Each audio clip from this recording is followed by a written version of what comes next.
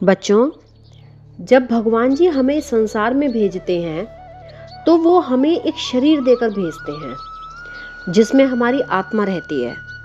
हमारी आत्मा में बच्चों हमारी सारी शक्ति भरी हुई होती है। अगर हमारे शरीर में से ये आत्मा निकाल दी जाए तो हमारे अंदर बिल्कुल भी शक्ति नहीं बचेगी।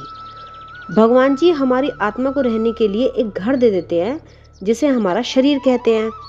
ये शरीर भगवान जी हमें कुछ समय के लिए ही देते हैं। जब इस शरीर का समय पूरा हो जाता है तब हमें इस शरीर को छोड़कर जाना पड़ता है।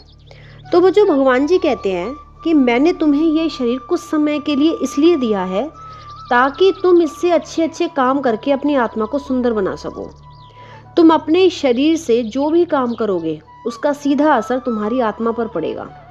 अगर तुम अपने शरीर से अच्छे अच्छे काम करते हो, सबकी हेल्प करते हो, खूब मेहनत करते हो, प्रकृति का, पेड़ पौधों का और अपने शरीर को हमेशा स्वस्थ रखने का भी काम करते हो, तो इससे तुम्हारी आत्मा सुंदर बनती है। तो ये शरीर मैंने तुम्हें केवल सारा दिन खाने या केवल महंगे महंगे कपड़े पहनने या एसी में बैठने या केवल पैसा कमाने के लिए नहीं दिया है। ये शरीर मैंने तुम्हें सबकी सेवा करने के लिए और खूब मेहनत करने के लिए दिया है। अब बच्चों, हमारा शरीर ये सब अच्छे अच्छे काम हमारे मन के कहने पर करता है। अगर हमारा मन कहेगा कि ये काम करना है तो हमारा शरीर उस काम को करेगा, और अगर हमारा मन ये कहेगा कि भाई हमें ये काम नहीं करना है तो हमारा शरीर फिर वो काम नहीं करेगा। इसका मतलब ये है कि अगर हमें कोई भी काम करना है तो हमारा मन जब तक हमें ऑर्डर नहीं देगा तब तक हमारा शरीर उस काम को नहीं करेगा। अब बच्चों, अगर हमारा मन शरीर को अच्छे काम करने के लिए कहेगा तो हमारा शरीर अच्छे अच्छे काम करेगा, और अगर हमारा मन शरीर को बुरे बुरे काम करने के लिए कहेगा तो हमारा शरीर बुरे बुरे काम करने लगेगा।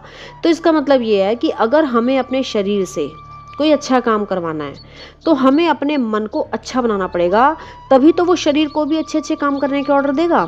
तो भगवान जी कहते हैं जैसे अपने घर को सुंदर बनाने के लिए हमें रोज अपने घर को साफ करना पड़ता है ना, इसी तरह से अपने मन को सुंदर बनाने के लिए हमें रोज अपने मन को साफ करना पड़ेगा। अब हम रोज अपने मन को साफ करने के लिए क्या करें? तो बच्चों, आपने कभी कभी नोटिस किया होगा कि जैसे हमने बाई चांस कभी कुछ बहुत कड़वा सा खा लिया, कोई कड़वा खीरा खा लिया या करेला खा लिया या नीम वगैरह कुछ खा लिया, तो उसे खा के हमारा मन कैसा हो जाता है ना, कितना खराब सा। और फिर उसके बाद अगर हम उसके ऊपर कोई मिठाई खा लें या टॉफ़ी